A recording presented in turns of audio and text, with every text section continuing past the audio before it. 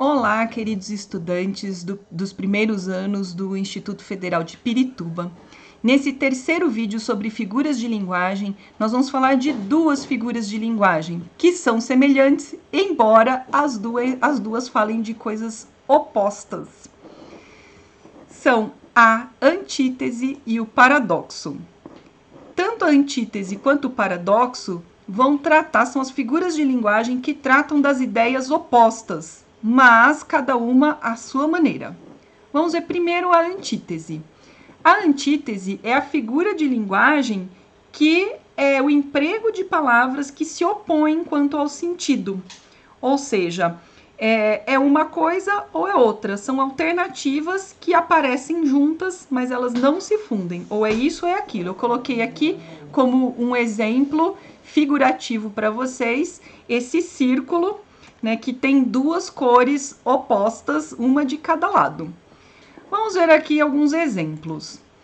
Então, na nossa linguagem do dia a dia, a antítese aparece bastante também. Por exemplo, eles têm uma relação de amor e ódio. Então, são duas ideias opostas, amor e ódio, que se sucedem. Ora é amor, ora é ódio. Faça chuva ou faça sol, comparecerei ao nosso encontro. Então, quer dizer, em qualquer alternativa, eu estarei no nosso encontro, seja uma coisa, seja outra, seja chuva ou seja o seu oposto, sol.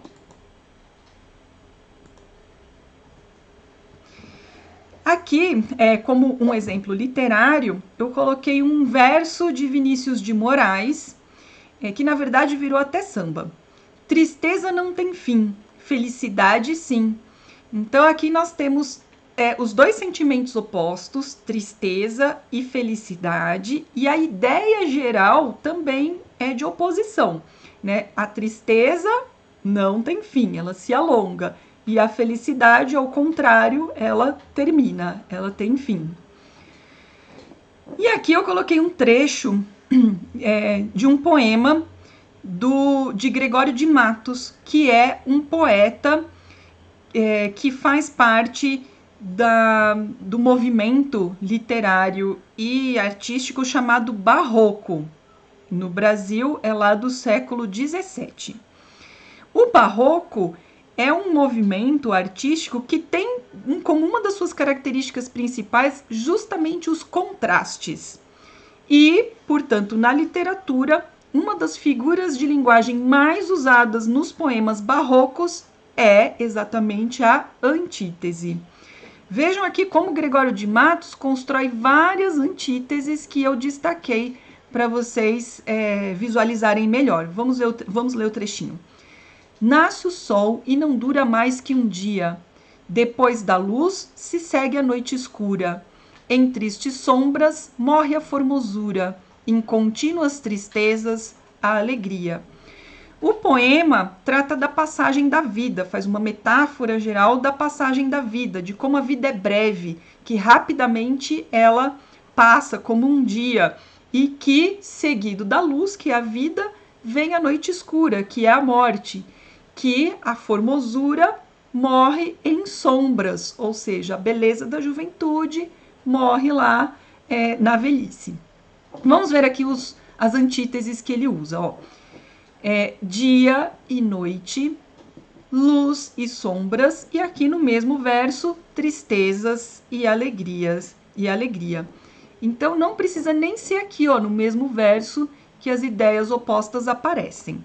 Elas podem estar na estrutura do poema como um todo, como é o caso de vários dos poemas barrocos. Agora vamos ver um poema mais moderno do escritor modernista Carlos Drummond de Andrade. Aqui ele faz uma oposição, várias oposições com o verbo amar. E vejam que interessante, ele não usa uma oposição entre amar e odiar. Ele usa várias outras oposições ao verbo amar. Vamos ler o trecho do poema. Que pode uma criatura senão entre criaturas amar? Amar e esquecer. Amar e mal amar, amar, desamar, amar.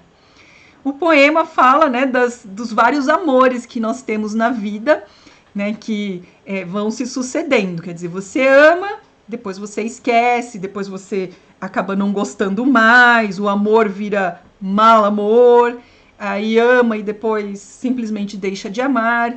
Então ele vai falando, né, dessas oposições. Amar com esquecer, amar com mal amar, amar, desamar e depois voltar a amar. Então, a antítese, como nós vimos, são oposições que se substituem, oscilam, ou é uma ou é outra coisa. Diferente da figura de linguagem do paradoxo, que é a figura de linguagem que consiste no emprego de palavras e expressões que, embora opostas quanto ao sentido, se fundem num único enunciado. Então, para exemplificar isso visualmente, eu coloquei aqui para vocês a figura do yin e yang, que representa justamente isso, é a fusão dos opostos em uma coisa só.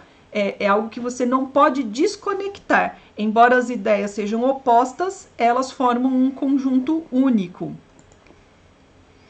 No dia a dia, nós também usamos paradoxos. Por exemplo, minha melhor companheira é a solidão, para aquelas pessoas mais solitárias, que gostam lá da sua caverna. Então, a solidão pressupõe nenhuma companhia. Então, quando você diz que a companhia é a própria solidão, você está fundindo duas ideias numa coisa só. Ou, ele vive sonhando acordado.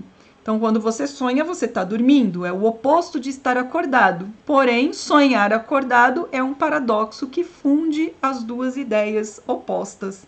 E essa daqui, então, é bem famosa. Ser mãe é padecer no paraíso. Padecer significa sofrer, entristecer-se.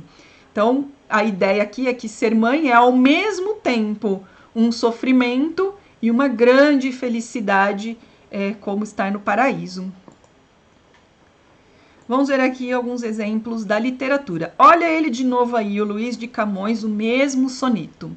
Amor é fogo que arde sem se ver, é ferida que dói e não se sente, é um contentamento descontente, é dor que desatina sem doer.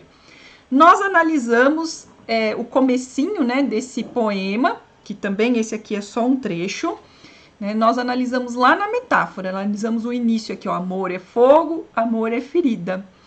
Mas esse poema é todo composto de paradoxos. Eu destaquei esse daqui, ó, que está mais fácil de reconhecer, que o amor é contentamento descontente. Então, ao mesmo tempo, quem ama está feliz e triste. E uma coisa não é uma hora tá triste, uma hora tá feliz. Ele, ao mesmo tempo, está feliz e triste. Mas tem outros paradoxos aqui, né? Ó, ferida que dói e não se sente. Então, como é que pode doer e não se sentir ao mesmo tempo? E dor que desatina sem doer. Então, é isso, é uma dor que existe, ela tá lá, mas ao mesmo tempo a pessoa nem sente, parece que ela tá flutuando quando está amando.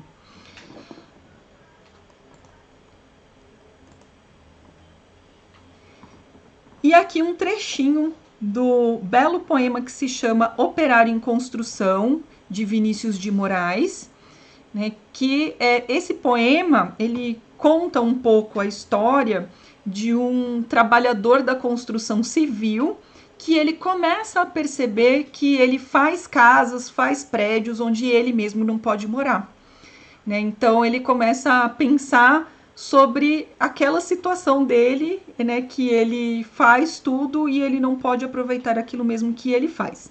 Então eu destaquei esse trechinho aqui que tem um paradoxo.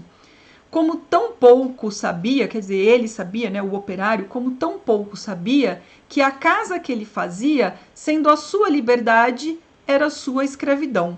Então, ao mesmo tempo, né, ele fazer a casa é um emprego que ele tem, né? E o emprego lhe dá certa liberdade na vida, mas também esse emprego é sua própria escravidão, porque ele também não pode deixar de ter esse emprego, porque senão ele justamente fica sem o ganho dele, né, sem o salário dele. Então, o emprego ao mesmo tempo é a liberdade e é também a escravidão. Então, tratamos do paradoxo, né, para nós revisarmos aqui rapidamente. Então, a antítese e o paradoxo são duas figuras de linguagem que tratam de ideias opostas, mas a antítese ela é alternativa. Ou é uma coisa ou é outra. As ideias estão juntas, mas elas se alternam. E no paradoxo, as ideias opostas elas se fundem numa coisa só, num enunciado só, numa ideia só. Tenho certeza que vocês podem refletir nesse momento, né? Porque tanto a antítese quanto o paradoxo, eles têm a ver com sentimentos muito fortes, né? Os contrastes, em geral, são muito fortes. Então, eu tenho certeza que nesse momento que nós vivemos de pandemia também, nós vivemos muitos sentimentos fortes e contrastantes. Né? Espero que vocês consigam construir vários enunciados com antíteses e paradoxos. Espero que vocês tenham entendido a antítese e o paradoxo. Se restou dúvida, pergunte pra gente lá no plantão de dúvidas e vejo vocês no próximo vídeo. Beijo!